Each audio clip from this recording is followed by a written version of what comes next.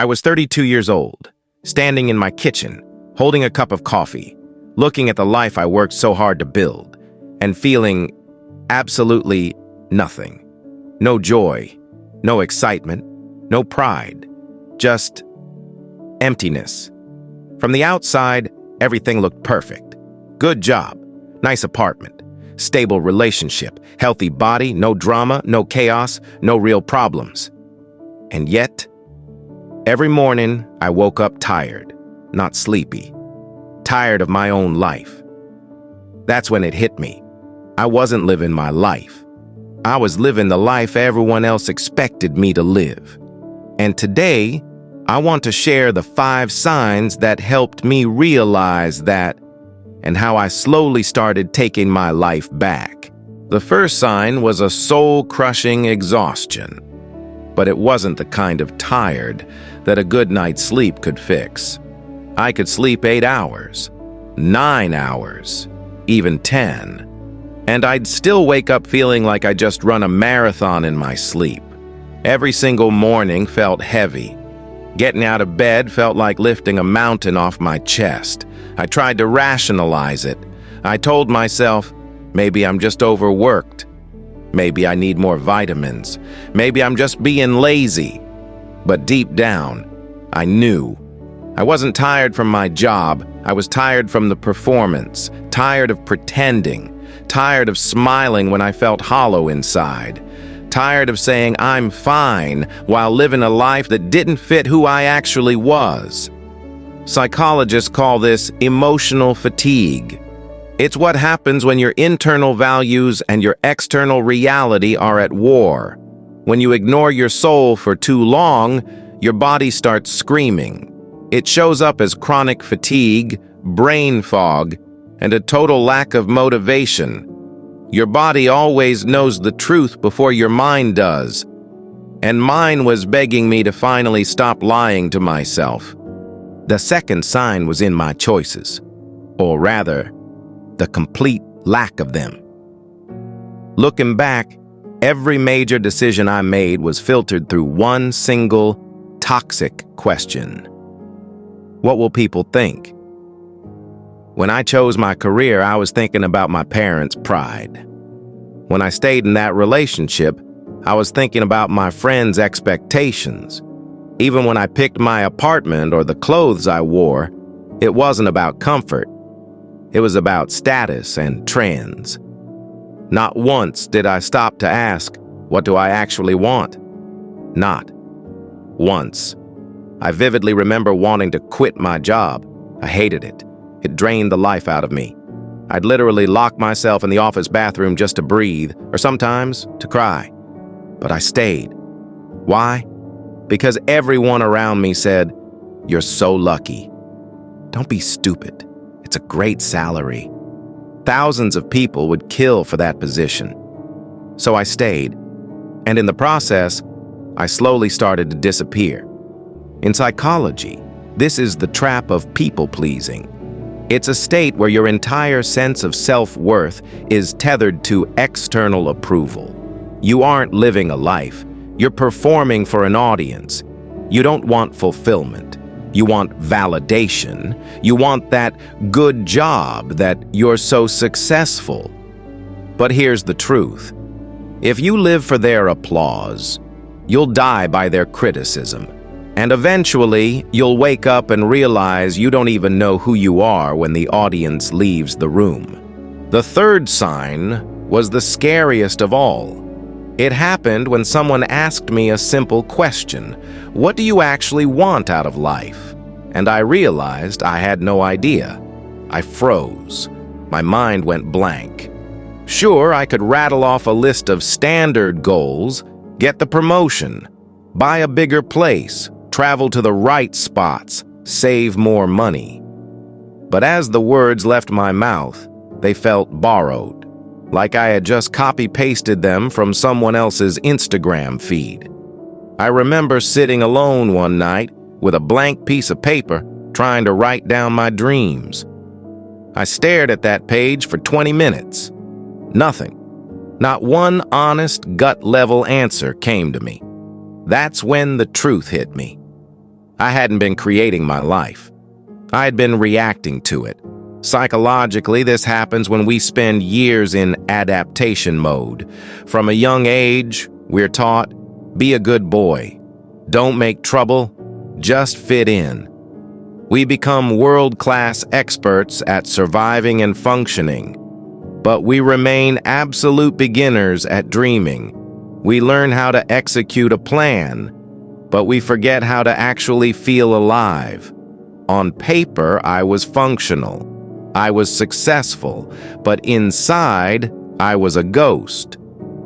The fourth sign was a strange sense of detachment.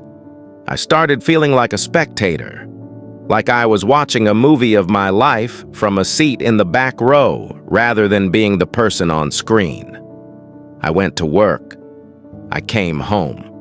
I met up with friends and went on trips. I posted the pictures. I wore the smile, but inside, I wasn't there. I'll never forget sitting at a dinner party one night.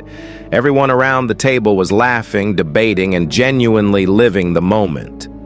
And there I was thinking, why do I feel 1,000 miles away? It felt like I was living behind a thick sheet of glass. I could see the world, but I couldn't touch it. I couldn't feel its warmth. In psychology, this is known as emotional dissociation. It's a defense mechanism that kicks in when your daily reality feels unsafe or fundamentally wrong for your true self. To protect you from the pain of being out of place, your mind simply disconnects. It numbs you. It forces you to watch instead of feel. It's not a sign of weakness. It's a survival tactic. But let's be honest. Watching your life pass by isn't the same as living it. The fifth sign was a paralyzing, invisible fear. I was deeply unhappy. I knew it. But the irony was, I was more afraid of changing my life than I was of staying miserable in it. I kept making excuses to stay stagnant. I told myself, at least this is stable. At least it's familiar. At least I know the rules of this game. I was terrified of the what-ifs. What if I start over and fail? What if I disappoint everyone? What if people judge me? So I stayed in a life that felt completely wrong, simply because it felt safe. Psychologists often talk about comfort zone dependency. It's a glitch in the human brain. Your mind prefers a familiar pain over an unknown freedom. To your brain, familiar equals safe. Even if that familiarity is slowly crushing your soul, it's predictable. And the brain craves predictability more than it craves happiness, more than it craves growth, and, sadly, more than it craves the truth. I was choosing a slow death in my comfort zone because I was too scared to face the uncertainty of a new life. My turning point wasn't dramatic. There was no car accident, no public breakdown, no cinematic aha moment with swelling music. It was quiet, terrifyingly quiet. It was just an ordinary Tuesday night. I was lying in bed, scrolling through my phone, looking at other people's lives, the travel photos, the career wins, the curated happiness.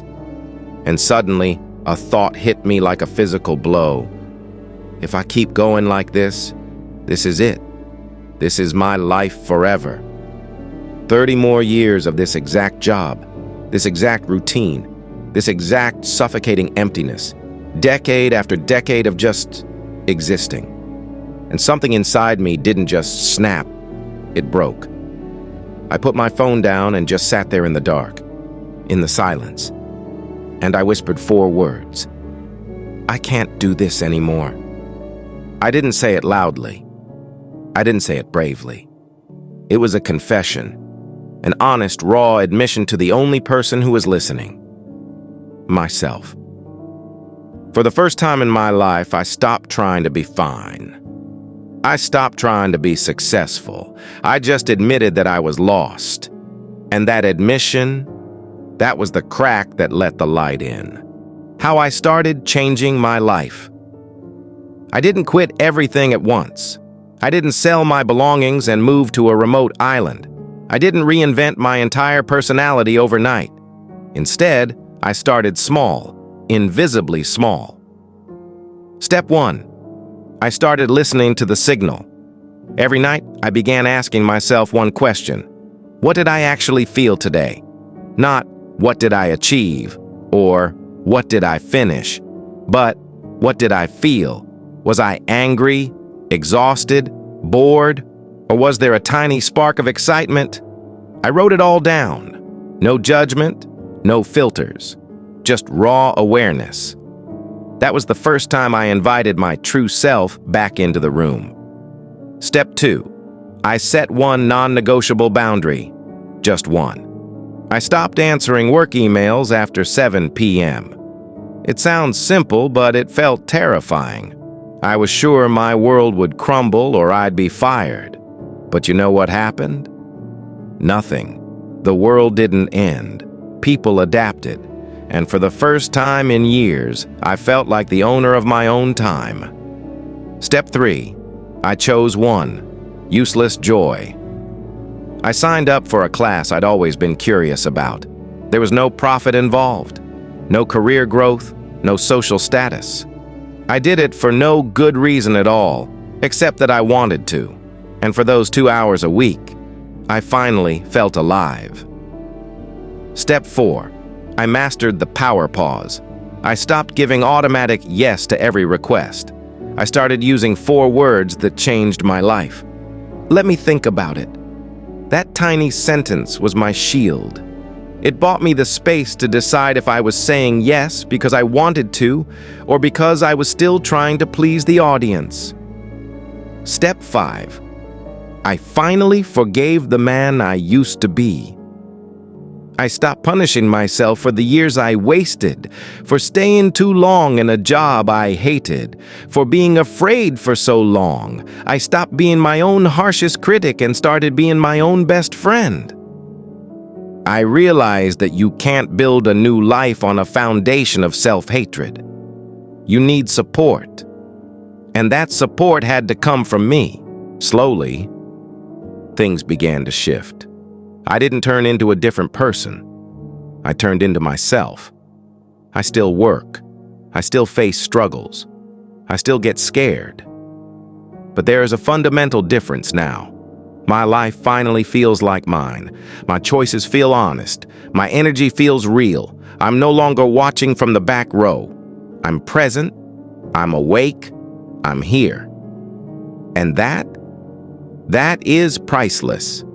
If you feel exhausted for no reason, if you're living for the applause of others, if you don't know what you truly want, if you feel disconnected or terrified of change, you are not broken. You are waking up. This isn't a crisis. It's an invitation. It's your soul's way of calling you back home to yourself, one small, rebellious step at a time. You don't have to destroy your entire life to rebuild it. You just need to start listening. So let me ask you, which of these 5 signs resonated with you the most? Write the number in the comments below. 1, 2, 3, 4, or 5, or maybe it's all of them.